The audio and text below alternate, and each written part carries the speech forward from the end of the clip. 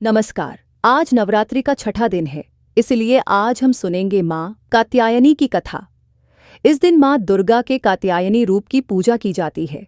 कहा जाता है कि माँ कात्यायनी की पूजा करने से व्यक्ति को अपनी सभी इंद्रियों को वश में करने की शक्ति प्राप्त होती है। धर्मशास्त्रों के अनुसार माँ कात्यायनी ने रूसी कात्यायन के घर पुत्री के रूप में जन्म लिया था। इसी कारण माता का नाम कात्यायनी पड़ा। देवी माँ के इसी स्वरूप ने महिषासुर नाम के दानव का वध किया था, इसलिए माँ कात्यायनी को महिषासुर मर्दानी के नाम से भी जाना जाता है। पौराणिक कथा के अनुसार कात्यायन ऋषि ने माँ भगवती को पुत्री के रूप में पाने के लिए कठोर तपस्या की। महर्षि कात्यायन की तपस्या से प्रसन्न होकर माँ भगवती ने उन्हें साक्षात दर्शन दिए। कात्यायन ऋषि ने माता को अपनी मंशा बताई। देवी भगवती ने उन्हें वचन दिया कि वो उनके घर पुत्री के रूप में जरूर जन्म लेंगी। और फिर जब तीनों लोक पर महिषासुर नामक दैत्य का अत्याचार बढ़ गया और सभी देवी देवता उससे परेशान हो गए, तब त्रिदेव ब्रह्मा, विष्णु और महेश जी के तेज से माता ने महर्षि कात्यायन के घर जन्म लिया। इसीलिए माता की इस स्वरूप को कात्यायनी नाम से जाना जाता है। माता के जन्म के बाद कात्यायन ऋषि ने सप्तमी, अष्टमी और नवमी तीनों दिन तक माँ कात्यायनी की विधिवत पूजा अर्चना की। इसके बाद माँ कात्यायनी ने दशमी के दिन महिषासुर नामक दैत्य का वध करके तीनों लोकों से उसके अत्याचार को खत्म कर दिया। माता कात्यायनी का शरीर सोने की तरह सुनहरा और चमकदार है। ये सिंह की सवारी करती है और इनकी 4 भुजाएं हैं। माँ कात्यायनी की एक हाथ में तलवार और दूसरे में अपना प्रिय पुष्प कमल लिया हुआ है। उनके अन्य 2 हाथ वरमुद्रा और अभय मुद्रा में है। माता कात्यायनी की पूजा करने के लिए सुबह जल्दी उठ जाए और स्नान आदि करके नित्य कर्मों से निवृत्त हो जाए। फिर देवी की तस्वीर या मूर्ति को